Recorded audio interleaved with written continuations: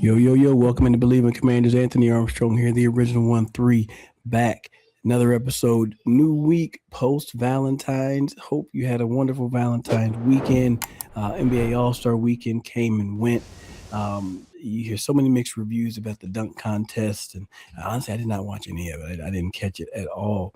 I was too busy doing things around the house, talking about like we're cleaning and organizing the garage, hung up these LED lights in there now. Whew, this sucker looks immaculate. It looks amazing in there.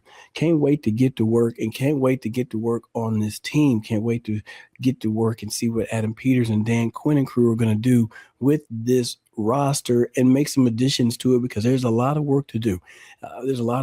We are now in the prime phase of getting ready for the draft. Free agency is going to open up soon. And then now we've had a couple of big name players have been released. Just being released from the Miami Dolphins today, the 16th of February, Bradley Chubb has been released. Tyreek Hill has been released from the Miami Dolphins. So Coach Hafley is coming in there. He's making changes. He's making switches. And he's just starting out by taking some of the biggest names and some of the biggest salaries off of those rosters right now. So just with Tyreek Hill, he is going to account for a $22.8 million in savings for the Dolphins. So you can understand how a player who's getting a little bit older, coming off of a devastating injury, he had the dislocation and an ACL injury and had multiple ligaments were torn in his knee in that week 4 game in September. Now he's targeting a 2026 week 1 return.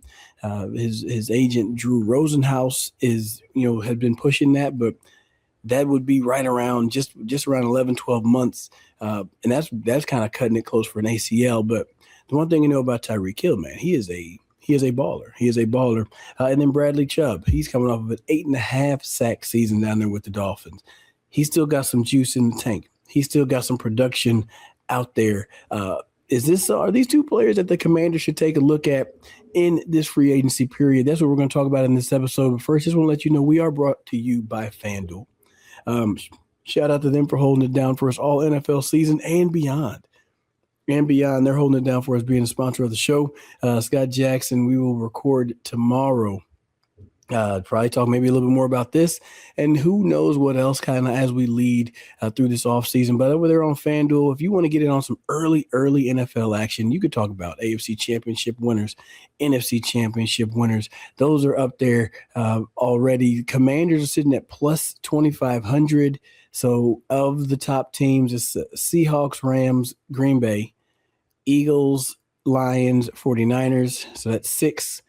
Bears, Cowboys, Bucks, that's 9. The Commanders are sitting at 10th in the NFC as a favorite to win. So coming out of this last season, we already know that they've had a lot of needs.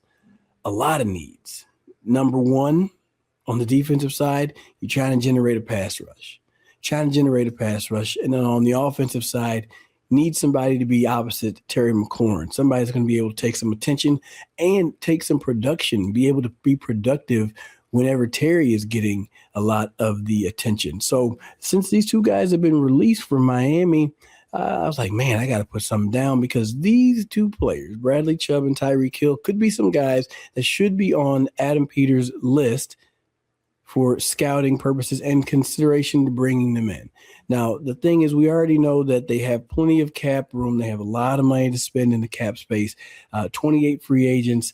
There's room to release some players if they need to reduce their salary cap hit and what some players are going to be asking for and deserving. So there are some ways to add to that cap number.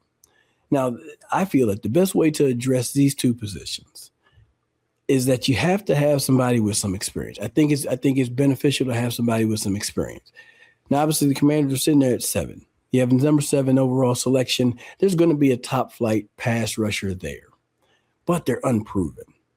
It doesn't mean that you don't make that selection because with some of the injuries that you had last season, Armstrong being one of the injuries, Dietrich Wise Jr., he was injured as well. So it leaves you short on that defensive end position. One way to instantly improve it is to add a proven vet. Bradley Chubb is somebody who's coming off of an 8.5 sack season. the last year, 2025, 17 games started. He played every single game, forced 2 fumbles, recovered a fumble, 8.5 sacks, 47 tackles, 20 quarterback hits. I mean, the guy right there was productive for his team. And I can tell you, we would love to have 8.5 sack production over there with the Commanders. 2024, he did not play. He had a torn ACL, so you saw him bounce back from that. And not only did he have a productive season, he played the entire season at 29 years old. 27, the year before that, in 2023, he had 6 forced fumbles, 2 recoveries, 11 sacks, 73 combined tackles, 11 tackles for loss, 22 quarterback hits. Another stellar season right there. I would love to have that. The 2022 season was when he was moved and was traded from Denver to Miami. He had 5.5 over there in Denver, another 2.5 finishing up in his final 8 games in Miami. So that total right there is what, 6? That's another 8, right? And then the year before that, he made looks like he made the Pro Bowl in 2022. He made the Pro Bowl on those 2 teams. So his 2-team season, he had 8 sacks, like I said, 39 total tackles, 20 quarterback hits. He's getting back there in the backfield. He's affecting the passers. And I mean, hey, you can see he's been a productive player. I think that makes a lot of sense to bring him on board, to try to get him in the fold. And we'll see what it's going to cost. He's getting a little bit older. He's going to be 30 years old. And I know how y'all like to get on about players being older and aging, but you have a 30-year-old player who has shown that he's been productive. 2022, he had 8 sacks. 2023, he had 11 sacks. 2025, he had 8.5 sacks coming off of an injury season. So to me, it looks like it makes sense to do that. You could bring in a Bradley Chubb and feel like you have a perennial or a premier pass rusher on one side. You can still make your selection at 7 and get the best pass rusher available. So now you can have a 1-2 punch. Start to think about what the Giants have built with Brian Burns and then adding in the young fella from Penn State, Abdul Carter. And they still have more depth from there. They still have more pass rushers after that. But you saw how they brought in the vet from Carolina, and then they drafted the best pass rusher they could find in the draft. So they had some youth. They had some veteran leadership as well. That could be something that makes a lot of sense to me. Makes a lot of sense to go ahead and try to bring Bradley Chubb in, have that conversation, get him in the fold, and you can quickly address. Since he's been released, he can sign as soon as he wants. I'm sure he'll take his time, right, and try to, survey the landscape. But I think having him in the burgundy gold would make some sense. It would make some sense. Feel good to have somebody line up over there, and be ready to get after the quarterback. I mean, he's had sacks against Josh Allen, 1 in each game this past year when they played against the Buffalo Bills. So, dude's been productive. He's been productive. Would love to have him lined up going against a Dak Prescott, a Jalen Hurts, a Jackson Dart.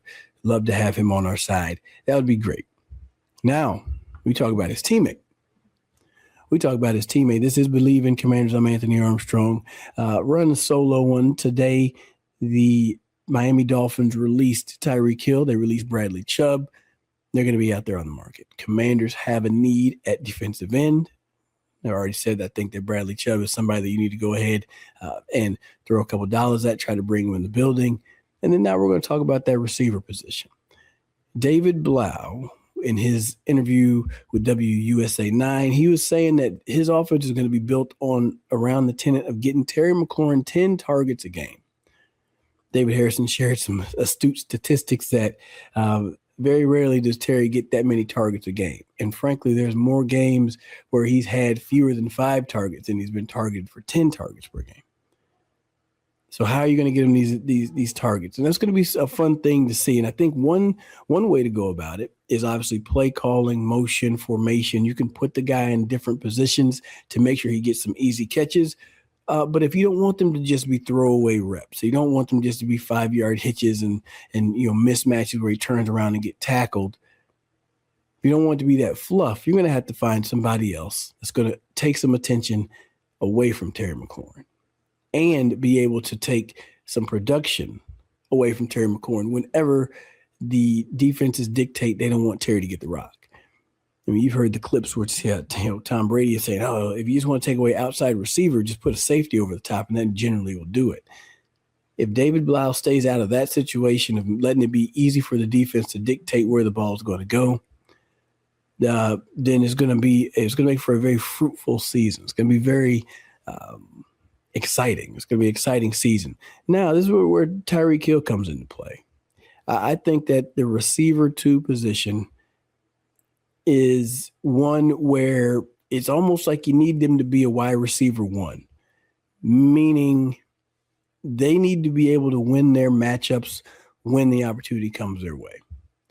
All right. Now, wide receiver 1, you kind of expect that dude to win the matchup regardless. I'm just going to throw it over there. You come down with the ball.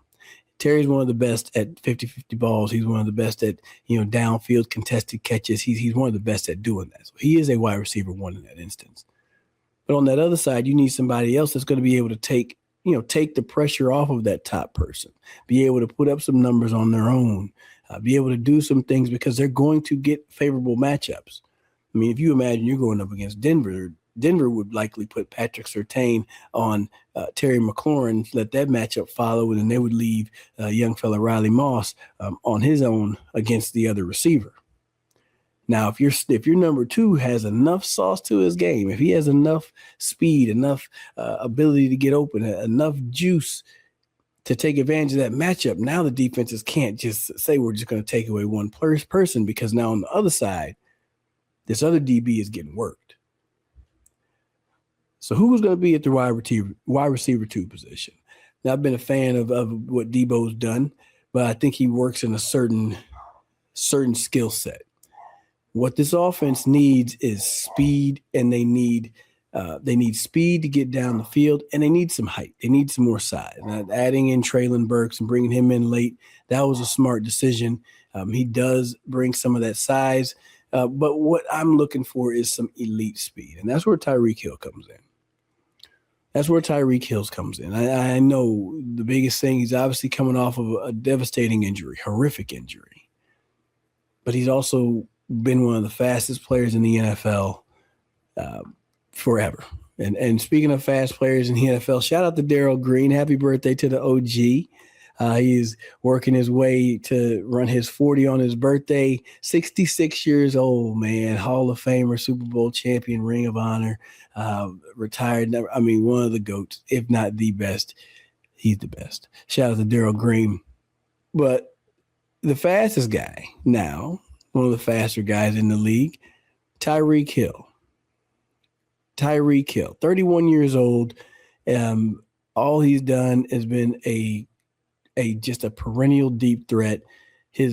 That season in Miami, dude been a Pro Bowler. He's been a Pro Bowler since he's been in the NFL from 2016 all the way to 2023. The 2024 season, he didn't make it. He was barely under 1,000 yards receiving. And then obviously he got hurt in the 2025 season. So he's a couple years removed from, his top performance, right? The 1,799 yard season.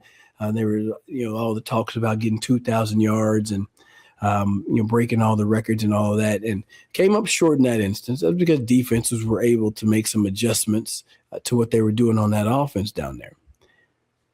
But the thing that I love the most about it is that Tyreek Hill is going to be a deep threat. He is going to be somebody who puts pressure on the defense just by his presence. He steps on the field, and you have to account for where number 10 is going to be and whatever number he finds himself in wearing. But he has enough clout where I think, Tress has 10. So that right there, we may have to throw the whole plan out, but Tress is nice enough to have traded his number once. I don't think he'd do it twice, but you never know. Nonetheless, we'll figure out the number situation later. Tyreek makes sense. I think Tyreek makes sense, one, because he's going to give you a vet. He's going to give you a veteran who understands what his role is going to be, and he's going to understand he's going to be the second guy, right? I think he'd understand to be the second guy. He's going to be the deep threat. They'll give him the rock in a lot of other positions because there's going to be that point to where teams are like, we have to try to stop Terry McLaurin, and then here comes Tyreek Hill on a deep crosser, running away from somebody and he's wide open. Jaden drops back, play action, right back to the defense. He puts the ball, he play action, puts it in the belly of the running back, pulls it back out, turns back around. He understands that Terry has blown the top off of this thing. The safety's gone, the corner's gone. Nice, easy, like little level 2 throw, right? A little arc, a little trajectory up and over the linebackers, hitting Tyreek Hill, going across the field at about 18 to 22 yards, just inside of those numbers. Yes, indeed. Oh, it's beautiful when it hits in stride. That's what you see. That's what I see with this. And with the depth of the receiver room, and I mean depth by like Luke McCaffrey got a lot of reps last year before his injury. Jalen Lane got a lot of receiver reps last year. They wouldn't have gotten those reps if everybody would have been healthy as we would expected, like the week 1 anticipated lineup with Terry, Noah, and Debo. If those guys would have been healthy all year, you wouldn't have seen a Luke McCaffrey get reps. You wouldn't have seen a Jalen Lane get reps.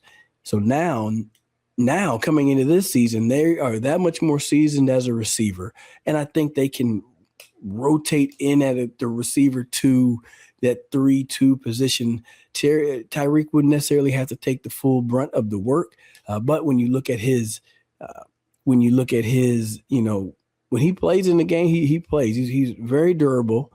There's been a few seasons where he's missed, a game or two. Obviously, he was hurt. Last year was his biggest. 2023, there was a game he missed. He played all 17 in 21. He played 15 in 2020, 12 in 2019. So he's going to play in the games when he's around, when he's available, which is good to see. But then you also have these young guys because, I know you're going to say, well, he's getting older. He's going to be 32. He's 31. He'll be 32. But he's fast.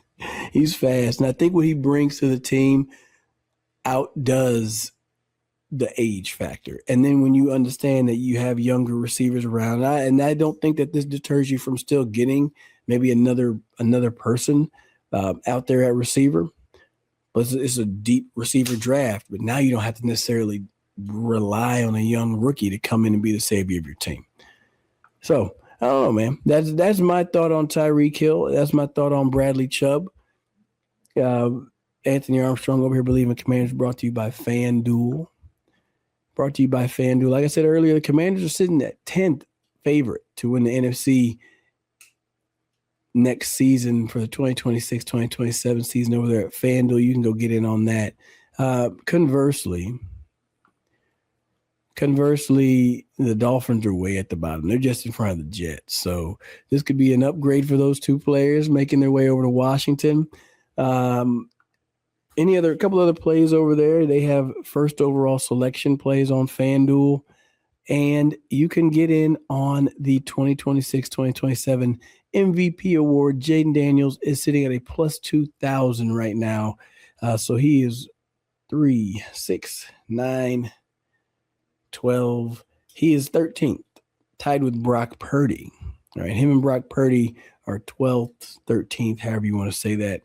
They're right there neck and neck as favorites. So these two trades right here, or these two selections, could help bolster the ability to make these things happen. As we've seen, defense travels, defense wins championships, and adding Bradley Chubb will help take the Commanders' defense to that next level. Durante Jones will be able to do a lot of things having a player like him on the field who's going to affect the way offenses really try to protect and keep him at bay. That could be somebody to pay attention to. Tyreek Hill makes some sense for me. Get some deep downfield speed. You get another name in the burgundy and gold. You get somebody that Jaden can drop dimes to that's not wearing 17. It's going to open up that offense a whole lot, make it very, very exciting to bring him in as well. Plus, you don't have to necessarily stress about him being ready for week 1. Wouldn't be mad about getting Tyreek Hill in a week 5, week 6, something a little bit later on down the season because he's healthy. But, man, when you get that Ferrari up there on 495, up there in Landover at Northwest Stadium, it could be exciting. It could be a magnificent affair. It's a commanding experience nonetheless. I'm Anthony Armstrong. This has been Bleav in Commanders. Thank you so much for tuning in. I appreciate you. Y'all have a good one.